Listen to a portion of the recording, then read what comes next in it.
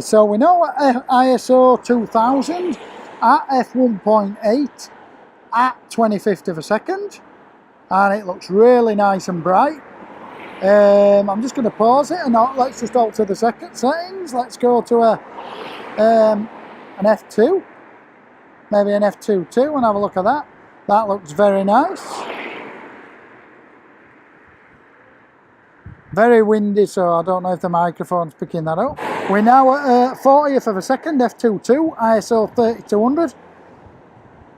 I'm sorry if you can hear the wind, but you should be able to hear me over the top. But right, we're now at ISO 5000, 50th of a second, f2.5, ISO, sorry, we're now at ISO 5000. Right, we're now at ISO 6400, 50th of a second, f2.5. We'll just knock it down to 3200 and keep the same 50th of a second at f2.5, ISO 3200. We'll leave the shutter and we'll just open the aperture a little bit. So we're now at f2.0, ISO 3200.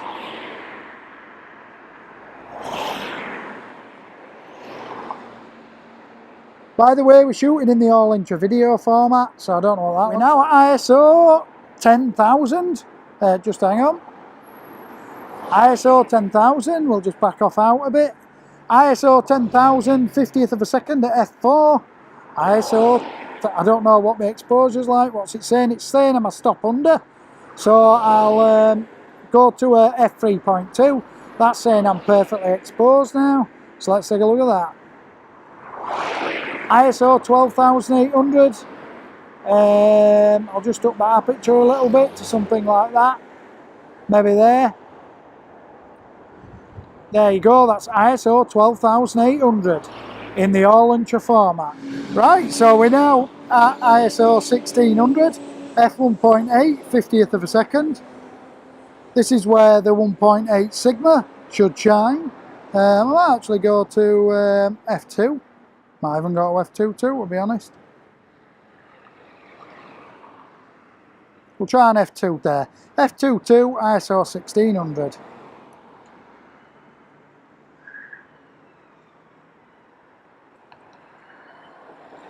ISO 1600, press the ISO button, go to 2000.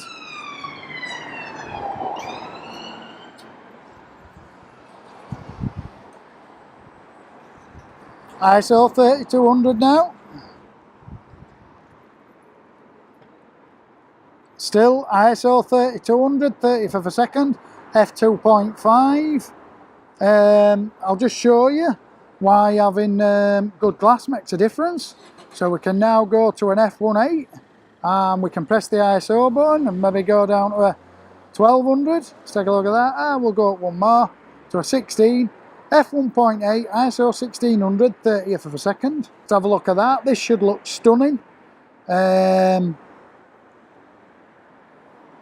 the other day when I was down here shooting at f4, I was at ISO 6400 and 12,800. There's my car. We'll just touch that and take a look at that. I'll just turn that ISO up a little bit to 3200.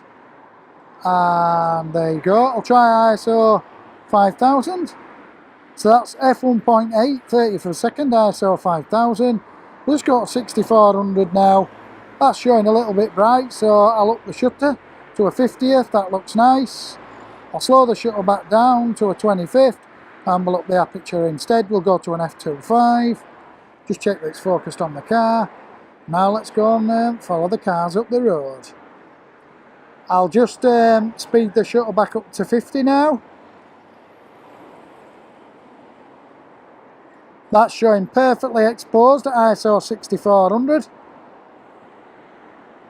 ISO 6400. f2.5, 50th of a second. 12,800. f3.5, we'll go to an f4, ISO 12,800, f4, 50th of a second. This should be grainy as hell. Let's put it to something usable. Let's try 6400, and we shall open the aperture to a 3.2. Yeah, we'll go one more. So that's 6400, f2.8, 50th of a second. So we'll now bang to an ISO 1600, 2000, and we'll go to 1.8 and we'll slow that shutter down. So we're now at ISO 2000 in pitch black outside, but we're shooting at 1.8. This is where that Sigma should really be coming in song now. Hi everyone, and welcome to one of my first videos on the Canon EOS 80D. Settings used were at 50th of a second, f2.8, ISO 100. They're all intra-codec. We're shooting at 1920 by 25p and I am shooting MOV. I'm not shooting MP4 because it would only give me IPB and I wanted to use the all intra-codec for this test. I am using the Rode Filmmakers kit plugged into the audio jack on the 80D. This is my first ever video with it.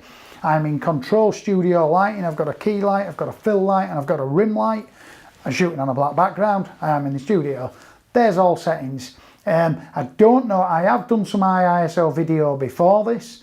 You're either going to see it before or I might actually show it after, show you the good video first. And then I went outside in pitch black with my Sigma 18-35 f1.8 lens, which I bought with it also. I've also ordered a Tamron 24-70 generation 2 for it and a Tamron 70-200 f2.8 generation 2 as well, which I'll be reviewing next week.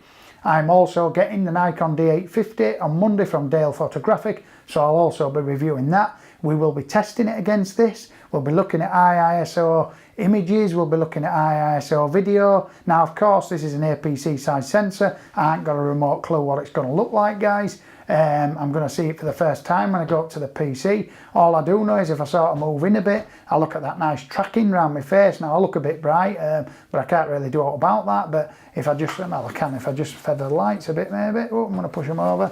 Just a second, let's just feather this light off and feather this light off. And it shouldn't look too bad there. And then we're looking to just back up a tiny bit. There you go. And I can just see that square box. I can just see that square box around my face no matter what I do. I mean, let's come in. Oh, you calling. And back up. Oh, it lost me then. Got too close. But you can see basically if I step over here, I should be in focus. And I'll just do a jump over here. I should be in focus. And just jump here and we'll just pop out scene. And I'm coming up.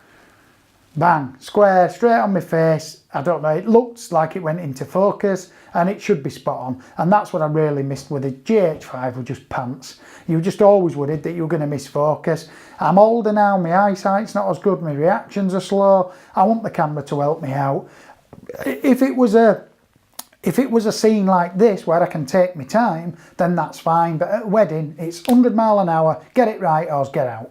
And that's what it is. So I want an help off my camera. And to be honest, I found some of my YouTube videos had softened up a bit because I'd sort of focused here and I'd come in and slightly stood a bit further back and it wasn't perfect. Now I'm just in full auto, not on the camera settings of course, but on the autofocus, just in full auto. And I'm just stepping out. I'm going to go say hello to my mannequin and I'm just going to come back in and stand here and go, hi everyone, this is John and I'm in gorgeous focus because I just know I will be. And it's just how it is. Anyway. What we're going to do is we'll compare it against 5D Mark IV, we'll compare it against D750, D850, all the cameras. We'll do the dynamic range test, ISO video test, autofocus test, all coming up. And I'd just like to say, thanks for watching, please comment and subscribe, and I'll see you in the next.